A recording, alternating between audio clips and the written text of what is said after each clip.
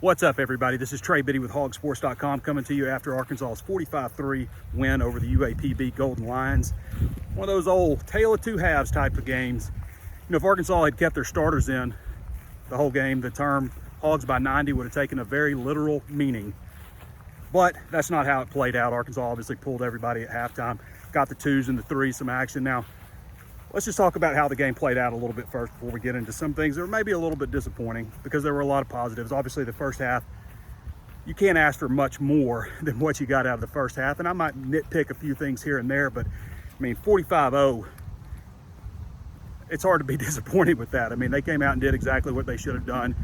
They obviously outscored them, but outproduced them by about 294 yards, 426 yards to 132 for UAPB.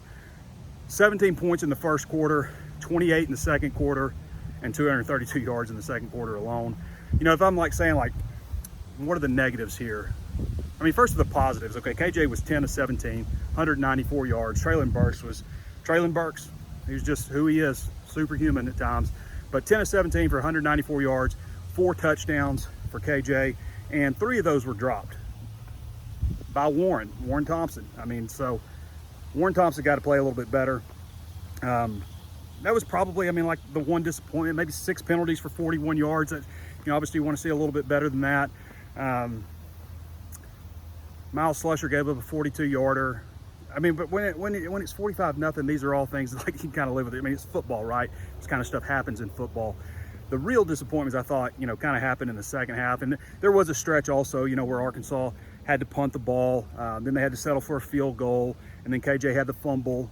That was really the only disappointing stretch. It's all back to back to back. The reason that stands out. But 45-0, that's exactly what you want. You want to get the starters out. You got a bye week coming up. So all of those things really worked out in Arkansas's favor. But I think they showed also in the second half maybe why Arkansas is on a 3-game skid, because a lot of Arkansas's bumped, bruised, battered, beaten starters are still way better than their backups. And that's a bit of a problem. And it kind of shows, you know, how far Arkansas still has to come, and, you know, has to fix some things in recruiting and stuff, and maybe it was a little bit of an eye-opener for some of the players. Now, I want to get to this too before we get to the second half, but we've been talking about Dominic Johnson a lot, and it almost feels like a broken record. And even Sam Pittman said today after the post game, when they had their meeting this morning, they talked about Dominic Johnson and wanting to get him more involved. And the fact that he only had 4 carries in the first half was a big surprise to him. And obviously, you didn't want to run him a whole bunch in the second half because there wasn't a need. You're up 45-0. But to me, and I've said for a while, I think Dominic's the best running back on the team. Okay, he's also your best pass pro. He's best in pass protection. He's the best at falling forward.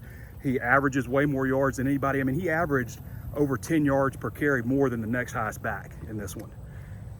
And it took until the 18th carry for him to get his first carry, which was a 34-yard run, which was easily Arkansas's longest run by a running back at that point.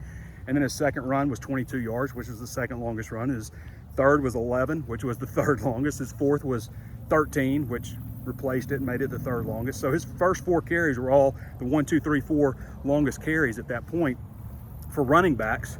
Obviously, Traylon Burks had the 49-yarder, which beat out Dominic Johnson's record for longest run of the season, which was 48 yards. So I don't know what we're missing here with Dominic, but it sure feels like he deserves more carries. He should be like a 15-carry a game back, and I think Rocket Sanders should be the next most. I just think there's a lot of gnats here. I just think it makes all the sense in the world. And I've said before, like, you know, Traylon Smith does good things. AJ Green, I think maybe he even has the highest ceiling out of all the backs, but he's not running. Neither of those guys are running as well as the other 2 guys. And, you know, for Rocket, he averaged 5.1 yards a carry, and his longest run was 9 yards. So he was just kind of consistent. That was the thing that was a little disappointing overall, though. Arkansas wasn't just like great running the ball, aside from a few plays here and there, you know, and Dominic Johnson, of course. And Traylon Burks and KJ had a couple of good runs too. But, you know, Traylon Smith was 7 carries for 24 yards. His best run was an 8-yarder, and he got a personal foul penalty on that. You know, and I don't think that maybe he's totally healthy either, but more action for Dominic Johnson. I mean, the guy doesn't even like have to break tackles. People just bounce off of him, and he always seems to fall forward. So Nathan Perotti Congratulations to Nathan Perotti. Now, Arkansas hasn't had a punt return for a touchdown in 9.5 seasons. Go back to January 6th, 2012 with Joe Adams. And I know it was against UAPB, but think about all the overmatched opponents Arkansas has faced in the last 9.5 seasons. A lot of them, so kudos to Perotti. Now, that was the one real positive on special teams. I thought there were some things that were obviously disappointing. There were the things that were disappointing, like you had to call a timeout because there's 12 men on the field, and then, you bobble a kickoff return, AJ Green. You just can't. It would just be nice to see a really clean game with special teams, and where you have something positive like that and just kind of all put it together. But and those things, it just stands out because those happen back to back. So what else? What else are we disappointed in? I mentioned 6 penalties of 41 yards in the first half. I can't remember what they totaled on penalties, but obviously, you want to see them come out and play well. But again, it all feels very nitpicky. But in the second half, the defense played okay. They played pretty well. They only gave up 3 points, which, you shouldn't give up much to UAPB. They were obviously outmatched.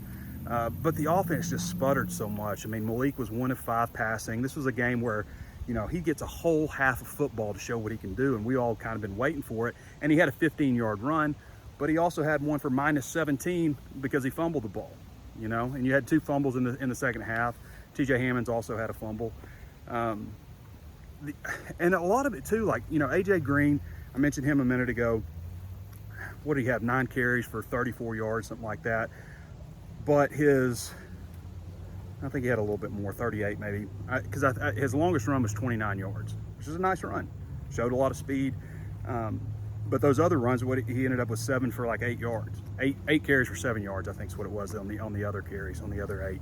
So the thing with that is, a lot of times he didn't even have a chance because they were in the backfield and they were bringing everybody. I mean, they were, as Pittman said, they were bringing more players than they could block, so you had to be prepared for that kind of thing. And maybe that's just the second team offense just wasn't fully ready to take on that kind of responsibility. But I mean, it really does show you a lot of like where Arkansas is lacking in a lot of areas. They're lacking in depth. And that wasn't a very good game for Malik Hornsby, and we've seen Malik play better in limited action, but that was his opportunity to go out there and show what he can do. And I think it just shows the guy's got a lot of potential. He's still got a lot to work on still. And it also shows you, just kind of across the board, especially on offense, that there is a pretty significant drop from Arkansas starters to their backups. So I think we hit on pretty much everything. I'm sure I missed something. Everybody likes to point out when I forget some glaring thing that I've overlooked in these walk and talks, but they're pretty reactionary, right? So that's just kind of how they're meant to be. So Arkansas has a bye week now. I would imagine they will really, really rest these starters. Like some guys won't practice at all. They'll just get healthy because this is a really, really important stretch for the future of Razorback football coming up. You get a bye week, a much needed bye week. And this game, in a way, might have been better than a bye. Like really might have been better than a bye. I was talking with some friends of mine and kind of had that opinion. So might have been better than a bye week to get the starters in there, get some good rhythm, get in, get out, get some good action for the backups. And they took it pretty light in practice all week. I think the only injury, Zach Zymas had an injury. I think Ridgeway maybe hurt his knee a little bit, but other than that, they came out, healthy from the game.